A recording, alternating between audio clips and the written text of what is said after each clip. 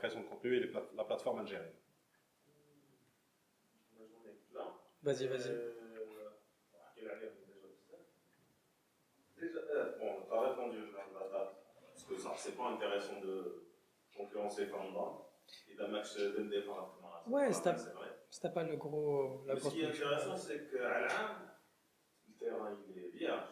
Parce que les productions, il n'y a plus rien. C'est clair. C'est clair, c'est clair. C'est clair.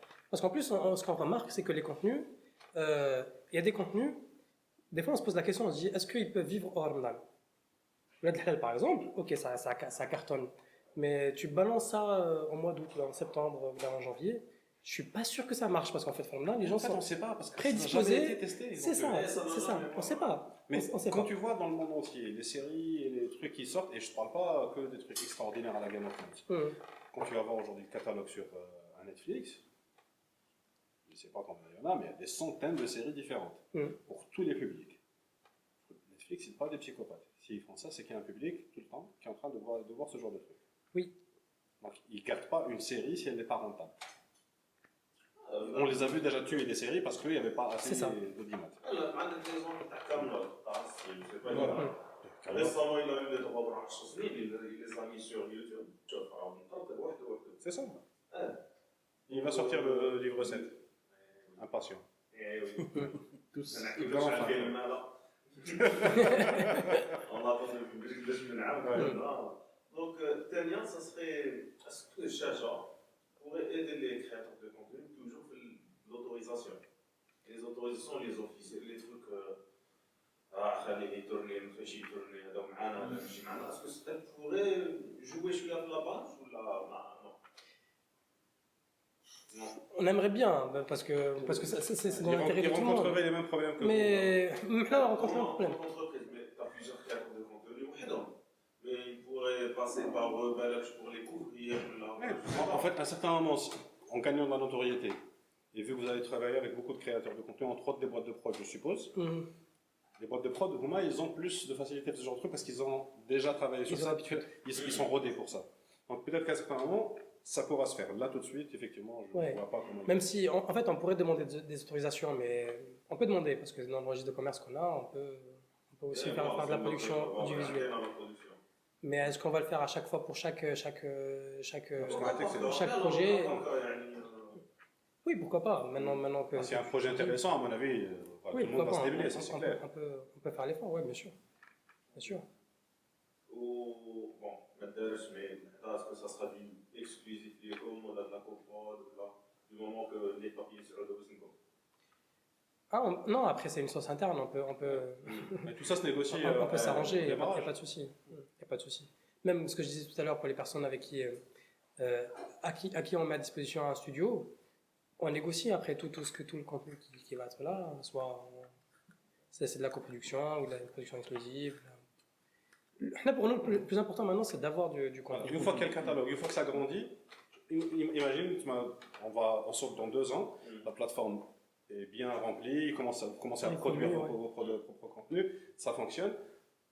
Tous les créateurs de contenu qui vont aller, donc par défaut vers eux, vont avoir beaucoup moins de levier pour pouvoir négocier. Donc si tu veux négocier, c'est mais c'est normal, c'est normal. Nous, on a ce que je disais la dernière fois à mes collègues, c'est qu'on a commencé à on essaie d'instaurer une relation de confiance avec le producteur, avec qui on commence. Mais c'est clair, moi, quelqu'un qui commence avec moi, qui me dit ok, j'ai un contenu exclusif, comme ma cook, que je mets à ta disposition, alors qu'on n'a même pas commencé, plus tard, je vais pas lui tourner le dos. C'est la relation avec C'est ça. Mais avec le temps, ouais, ça va venir. On va avoir des demandes. À des personnes. Pourquoi? Parce que, en fait, en réalité, une personne qui met des vidéos sur YouTube, par exemple, il faut arriver à 2-3 millions de vues, et tout dépend du contenu, pour gagner en moyenne entre 200 et 300 dollars. En fait. Non. Alors, voilà, je te fais un an. Et avec, tu passes par la Banque d'Algérie. Officiel. Voilà, donc c'est encore une couche en dessous. Et c'est dérisoire. C'est dérisoire. Tu fais 2 millions ou 3 millions de vues pour avoir 300 dollars. Franchement, c'est ridicule. C'est ridicule. Alors que. 300 dollars? J'étais généreux. Non, si, il y en a qui font.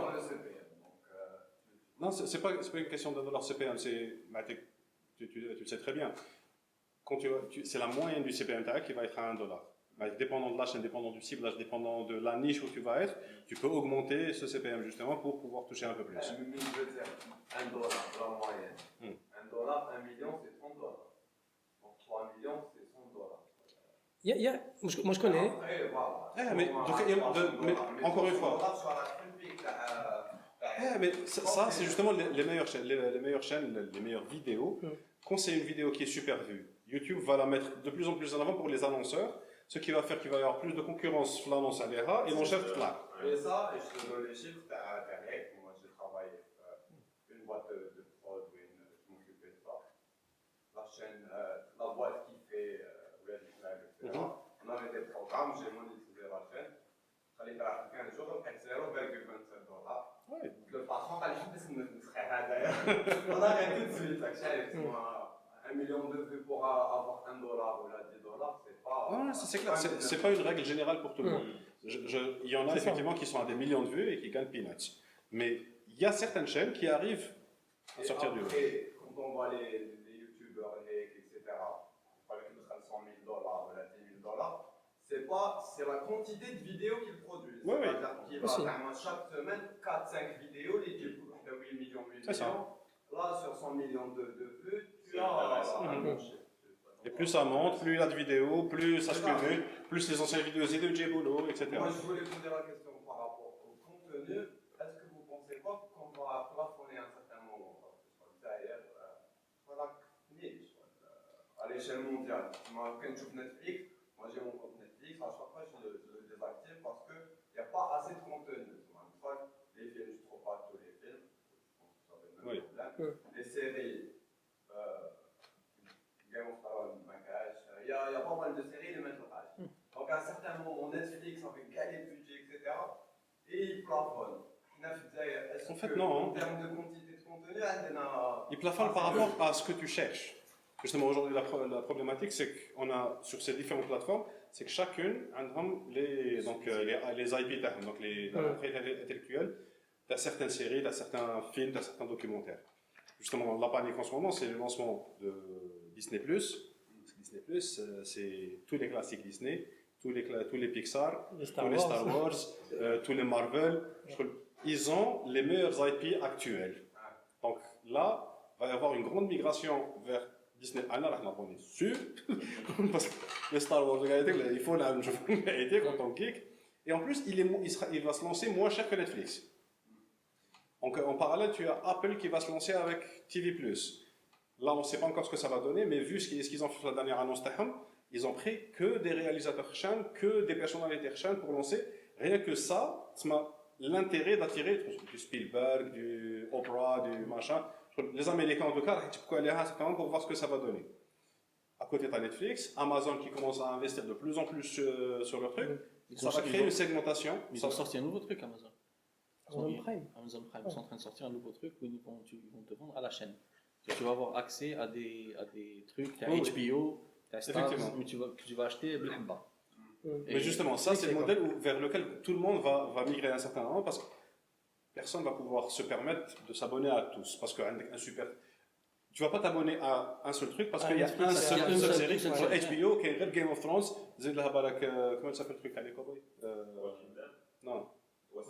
Westworld, voilà. Westworld, etc. Voilà. Il y a deux séries, ça ne vaut pas le coup de s'abonner toute l'année. Tu vas t'abonner parce que tu fais pendant qu'ils vont sortir et c'est réglé. En Europe, tu as OCS qui rassemble plein de trucs. Donc, moi, je vois bien des players qui m'a Apple ou là qui m'a en fait ceux qui possèdent ou là qui m'a Google par exemple, qui possèdent les trucs sur lesquels les gens vont voir ce contenu, proposer des solutions pour avoir avec un seul abonnement couvrir le tout. Ou bien qui m'a Amazon justement à la demande. Je veux un abonnement qui me permet de voir 10 films par mois et 20 séries. Un truc comme ça. Là, tu prends HBO, c'est je crois $3. Ouais. En fait, c'est $2,50 par mois, tu as tout le contenu HBO. Mais justement, il y a des restrictions géographiques et ça, c'est un autre problème. HBO,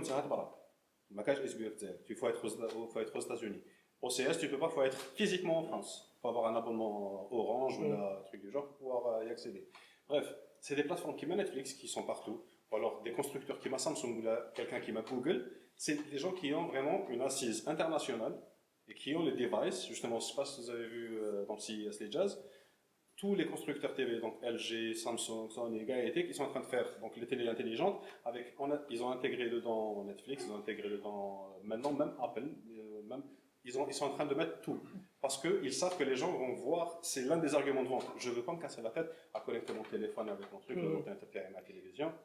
Donc, la dynamique est en train de changer. En fait, je vais te dire, j'ai compris. À un moment, oui, on va arriver à un pic où si on a, je sais pas, 60-70% des producteurs qui marchent avec nous, oui, ça va s'arrêter, on va avoir l'ensemble des producteurs, ça va s'arrêter. Mais le but, c'est qu'on arrive à produire, on arrive à motiver les gens pour qu'ils, eux, produisent de leur côté et pour qu'on puisse enrichir le catalogue au fur et à mesure, enlever des choses, remettre d'autres choses. Ça, c'est vrai que j'ai dévié. Ça, on ne dépend pas que... on n'est pas tout seul en fait sur le marché. On va faire partie d'un écosystème. On espère que je suis à Bakaka, souffler un peu de dynamique, pour que tout le monde un peu plus bouge un peu à son niveau, pour qu'on puisse avoir des choses. Là, comme on parlait tout à l'heure, le fait de produire un truc entre un documentaire et un documentaire, moi je prends le truc, tu veux, je t'héberge, là t'es qu'à l'iframe ou tu vois, et puis ça te permet un peu de gagner, de rentabiliser un minimum, et moi ça me permet d'avoir un contenu en plus. Et puis on avance comme ça. Après, ce que tu disais, c'est un truc très intéressant aussi, c'est ce qui se fait un peu partout, ce qu'on appelle la licence globale. La licence globale, c'est génial, tu as en fait un forfait et tu as accès à tout. Je parle de moi. Moi, j'ai un abonnement Netflix, j'ai un abonnement Spotify. Je me casse pas la tête, je sais pas télécharger. Ça fait des années que je le fais plus. Et quand tu vois ce que tu payes, franchement, c'est que dalle. Spotify, t'as les podcasts. Par contre, les podcasts, je suis ressorti de Spotify. Ah ouais? C'est Google Podcast ou Apple Podcast, dépendant du. Ouais, bon, après, moi, je ne consomme pas beaucoup. Là, les podcasts. Je ne consomme pas beaucoup, peut-être pas autant que toi, mais après, pour la musique et tout, le truc de qualité, tu as accès à tout sans te casser la tête, tu n'as pas de pub, machin, c'est agréable. C'est pas. La question de Londres. Ils sont complètement naturels dans l'Ouest, franchement. Par exemple, si je crée du contenu, si je ne le diffuse pas à la télé, ou ma messe à poche. Ah, si.